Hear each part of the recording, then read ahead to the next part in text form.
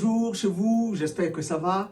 Et vraiment cette semaine, heureux d'être encore avec vous, avec cette pensée, change de prière. Change de prière. Il ne suffit pas de prier. Beaucoup de personnes prient, mais il faut s'adresser au Dieu vivant et vrai. Change de prière. Ta motivation est importante dans ta prière. Parce que si ta motivation ne colle pas avec la volonté de Dieu, ta prière peut ne pas être exaucée. Voilà des années, voilà un certain temps que tu pries et tu attends un exaucement. Peut-être tu dois reconsidérer ta manière de prier afin que le Dieu qui exauce toujours puisse intervenir en ta faveur. La parole de Dieu nous raconte l'histoire d'une famille qui est passée par un moment difficile. Il s'agit de Elkana qui avait deux épouses, Pénina et Anne. Cette histoire nous est racontée dans 1 Samuel dès le chapitre 1er. Cet homme avait effectivement deux épouses et Pénina avait plusieurs enfants, des garçons et des filles, et tandis que Anne n'en avait pas. Au fil du temps, au fil des années, elle était dans la tristesse, dans l'amertume. Elle priait, elle allait avec son mari pour adorer Dieu, mais elle n'avait pas toujours, elle ne recevait toujours pas l'exaucement à sa prière, malgré qu'elle sacrifiait, malgré qu'elle priait Dieu. Et l'amertume était tellement grande dans son cœur que sa tristesse se voyait sur son visage. Alors, sa co-épouse n'arrangeait pas les affaires parce qu'elle était méchante envers elle, en lui disant encore les choses qui vont réveiller encore sa douleur. Son mari ne l'a pas beaucoup aidé, ne l'a pas encouragé non plus dans cette prière.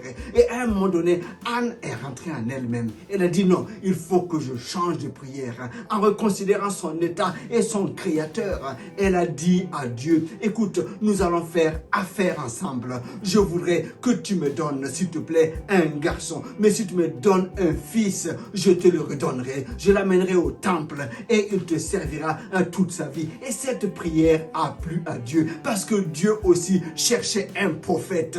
Et Dieu a dit, alors je cherche un prophète, donc je te donnerai un fils et que tu me le redonnes et celui-ci sera le prophète. Alors Samuel est né. Nous savons que Anne a reçu une parole du sacrificateur Élie. C'était une parole toute simple. Et Anne a serré cette parole dans son cœur. Et elle a reçu ça comme une réponse de Dieu. Elle est partie du temple avec un visage rayonnant. Et l'année qui suivait, Anne a eu son fils Samuel qui a été conduit au temple quand il a été sevré. Je viens t'encourager. Peut-être que tu dois revoir tes motivations, revoir la manière dont tu pries. Il faut que ta prière aille dans la volonté de Dieu, touche le cœur de Dieu, que ce que tu souhaites, que ce à quoi tu aspires, entre pleinement dans ce que Dieu veut faire pour le salut du monde et pour la bénédiction de ton entourage.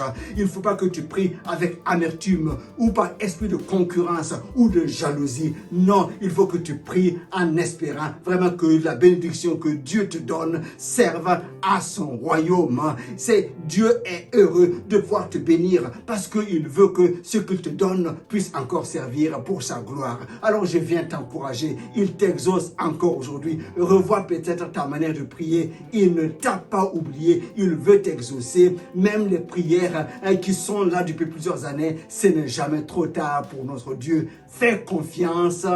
Ouvre-lui ton cœur. Adresse-toi à lui avec une motivation saine et que ce que tu veux entre dans sa pleine volonté. Il l'exaucera certainement. C'est sa promesse et il est fidèle pour l'accomplir. Change ta prière. Que Dieu te bénisse et excellente semaine. Dans le nom de Jésus, je te bénis. Bye bye. On est ensemble.